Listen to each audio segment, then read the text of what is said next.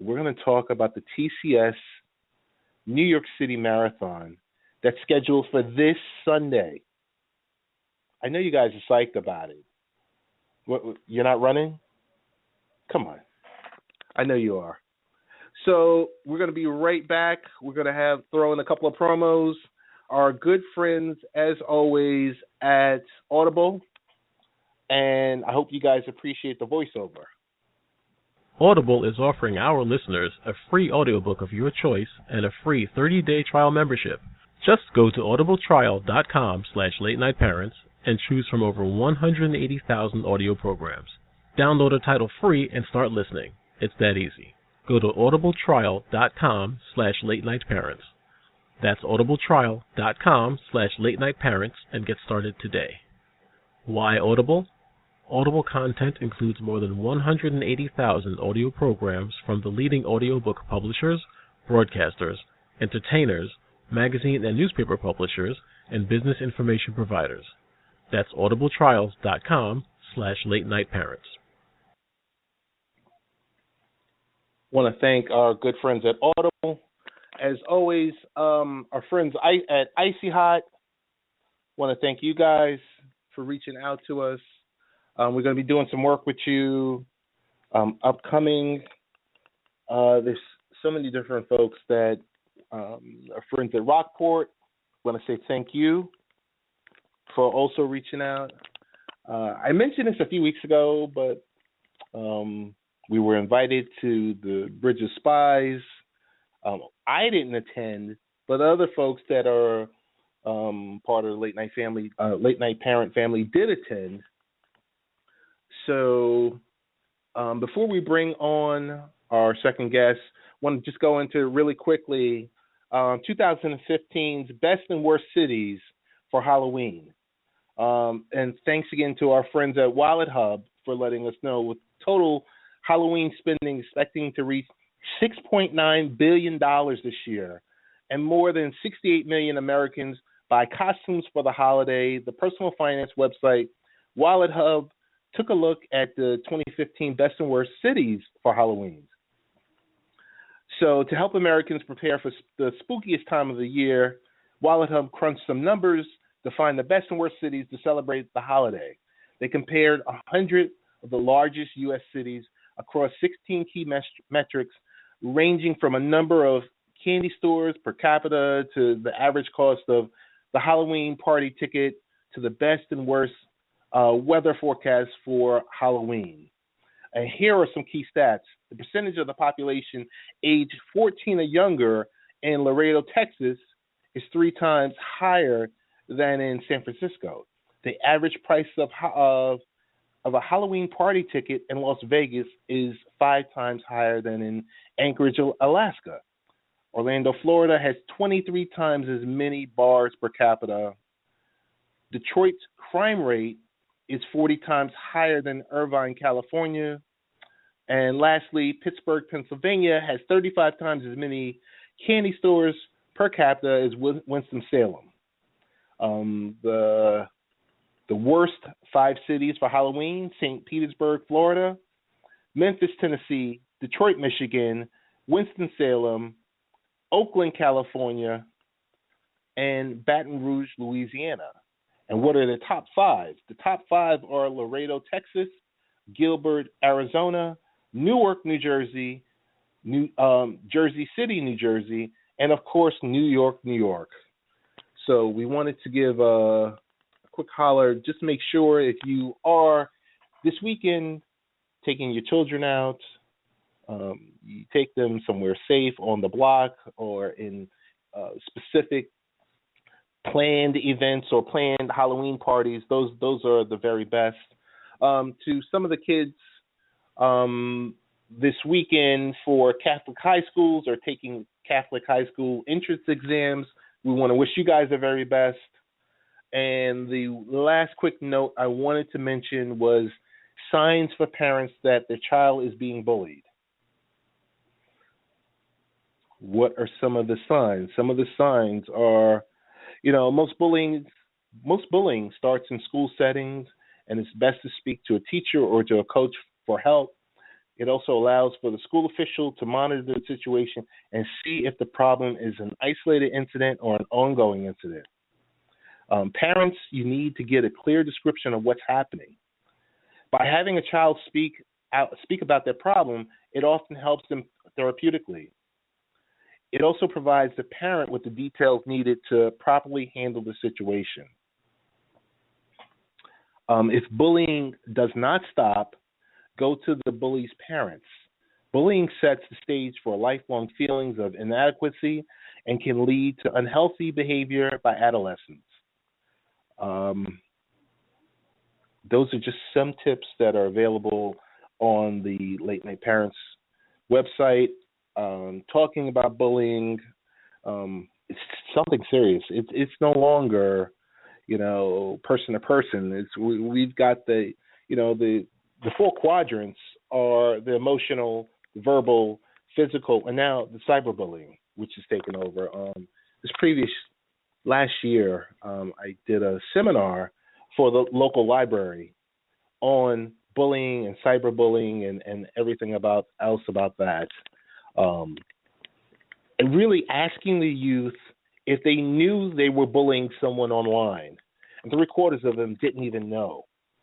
And I said, here's a brief example I gave before in the past was, have you made any type of a negative comment on someone's picture?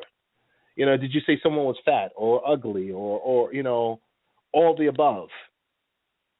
Any type of negative comments, and most of the kids raised their hands, had no idea what they were saying or what they were doing. What was even more interesting is nowadays the parents are giving the children access to the internet, because anytime you hand that student or that son or daughter a cell phone or a mobile device, some type of device, they have untethered access to the internet and to everything that's out there. So let's do our best. It's Breast Cancer Awareness Month, but without further ado, we're going to bring on Linda Valdez, and I see one number that I recognize, so I'm going to bring that number on. And good evening. Is this Linda Valdez? Yes, it is. How are you doing, Linda? I'm okay. How are you, Ted? Pretty good. I want to thank you for joining tonight. I know you have a lot on your plate. I know you're preparing for this weekend, and not just the actual race and getting yourself prepared, but you're also a delegate. So I want to welcome you to the show, and I want to turn the mic. I'm going to decrease, and I'm going to allow you to increase, and tell us about yourself, because, the great things I know about you, if you would share with our listeners on your preparation for this upcoming marathon. Well, first of all, I'd like to say thank you very much for having me on this evening. I am a first-time New York City marathon runner, though I have been running since, January of 2013. And I think I started my running journey just because I needed to do something different. Like a lot of people over the age of 50, I found myself developing a few minor health issues. And one of the best ways, I think, to put those things behind me was to start running, change my lifestyle. And that's exactly what I did when I put on a pair of sneakers and stepped out the door. The first time that I started running, I wasn't even sure what my goals were going to be. I never even thought about running races or marathons. I just wanted to get healthy. And that I did. Within 3 months of running, I did my first actual race, and I was really excited and really proud of myself. I can honestly tell you I didn't know a lot about races. I looked at the board. I saw this number. It said division, and there was a 3. I didn't even know what that meant. It actually meant that I came in the top 3 in my age group. And because of that, I won a special placers medal. Not everybody was getting medals, but you had to come in the top 3 of your age group to get a medal. So, I think once I did that, it really kicked up my enjoyment for the sport of running. I'm going to fast forward just to this week, though. I really am excited to take place in this New York City Marathon. It's been a long journey getting here. 9 qualifying races in 2014. A volunteer effort also gave me guaranteed entry into the New York City Marathon, but then running all year in preparation to get to this weekend has just been awesome. As far as participating Friday, I was selected as a delegate by TCS for the marathon, and I'm so excited. Their opening ceremony to me is like, I guess it's the Parade of Nations. If you watch the Olympics, you have representatives from all the countries for people participating in this marathon of over 50. And it's a huge, wonderful parade that takes place in Central Park Friday evening. I think it starts about 5:30 for the public, goes to about 7 p.m. It's televised. I am not the actual main flag bearer representing the United States, but I will have a flag as well with the other delegates who are marching, and I'm just so proud to take part in that. Congratulations. I so proud of you, proud of not just you, but your family. Over the years, I've had the pleasure of meeting your children. I've had the absolute pleasure of knowing your husband and working with your husband. And I wish I could package something like that up. Well, thank you. In multiple households. I spent some time talking about you and Rich yesterday to one of my colleagues because I said that's how you do it. Well, it definitely takes it takes the saying, it takes a village. So, of course, as parents of 3 sons, we do it together.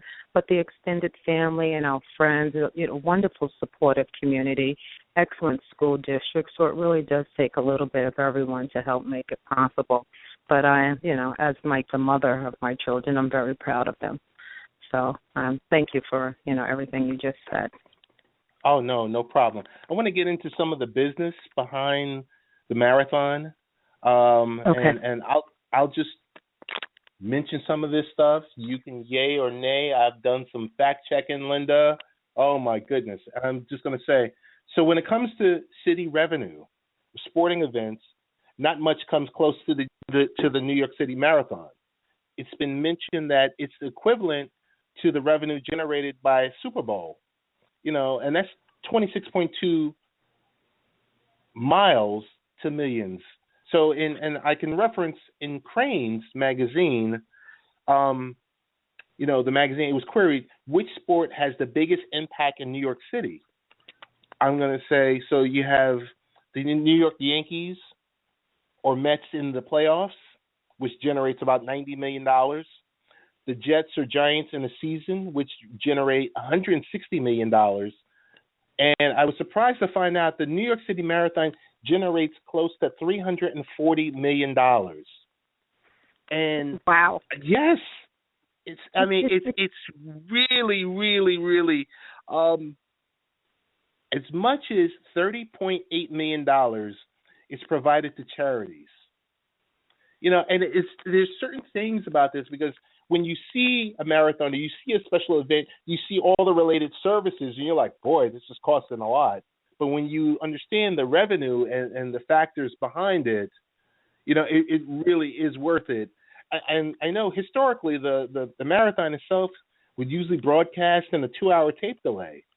But that's no longer the case. That's nowadays, right. It's streaming and or it's available ESPN 2. Yes, it is.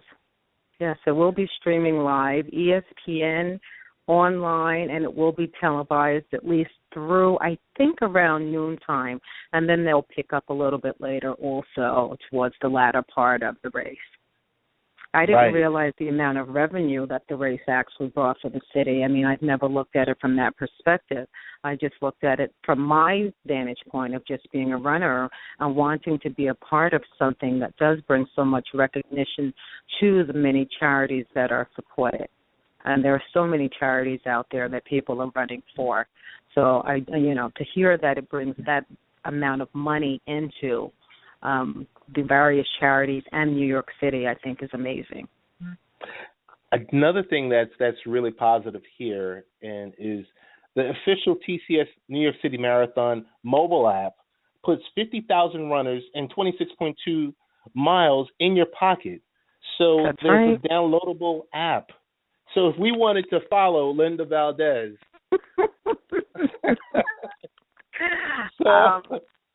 yes, you could follow Linda Valdez if you wanted to. And if Linda Valdez wanted to give you her bib number, she could. But oh my goodness. I might run anonymous. But yes, that mobile app is wonderful. You can track your friends. You could track runners based on their number and things like that. And, you know where they are. If you have family and friends running, you can kind of gauge where they are on the course, where you can meet them and see them, at least to wave to them and, bring them a beverage. You can kind of gauge that by looking at the app. That's great. I have another friend that's running, and I told him, if I see you and I track you in that Uber, we're not gonna be happy. There will be no Uber for Linda Valdez. I'm looking forward to running the 26.2 miles. I have to be honest, I was starting to get a little anxious, not about the race itself, because 26.2 miles is 26.2 miles, and I've been there. It's the sheer size of not just the 50,000 other people who are running, but the million spectators and who are on the side. Just the whole thought of it was starting to make me a little bit anxious, but I can't wait. To the thought of running through 5 boroughs of New York City, starting in Staten Island and running across the Verrazano Bridge, that excites me tremendously, and I'm looking forward to that.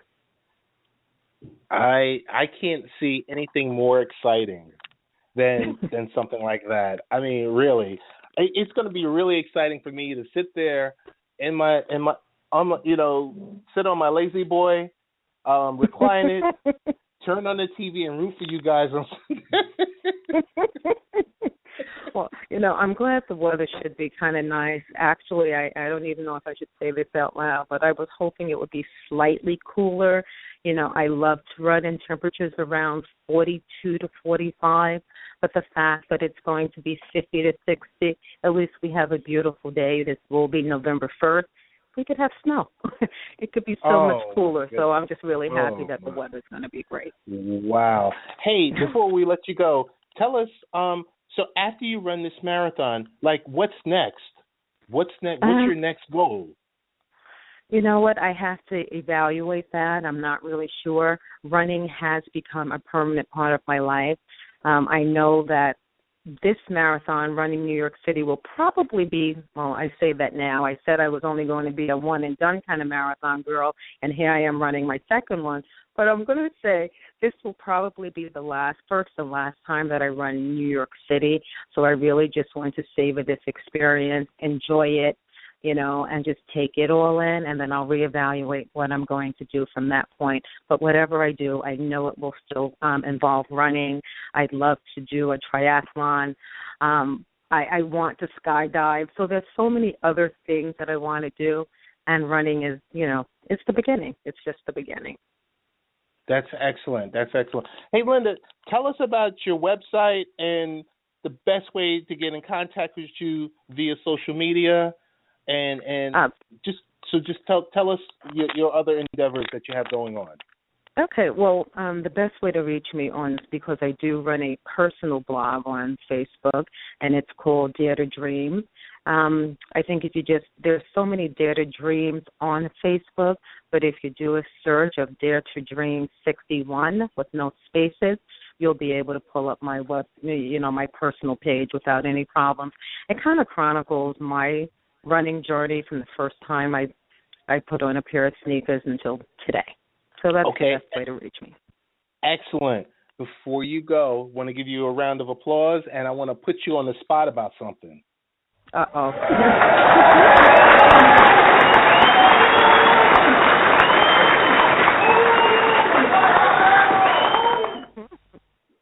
Now, I should play the applause after I put you on the spot about something.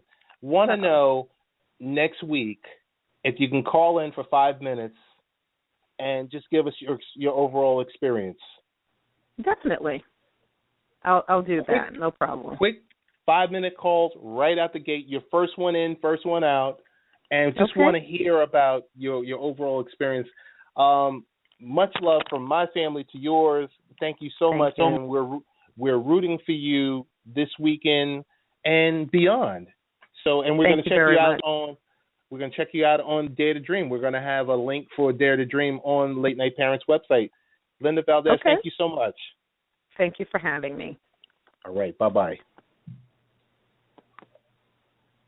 And that was Miss Linda Valdez, who's going to be running the marathon this week. We want to wish her the very best. So proud of our guests for this week, Niall Nickel, who joined us to talk about Apple Pay versus Samsung Pay and virtual payments and are we ready? Is the technology already there? And then the flip side of it, is it safe to even use this type of technology? We shall see as the hackings continue, because folks, we got to catch up. We got to catch up, and most importantly, when we use the type of technology, we got to push these providers for the two-factor authentication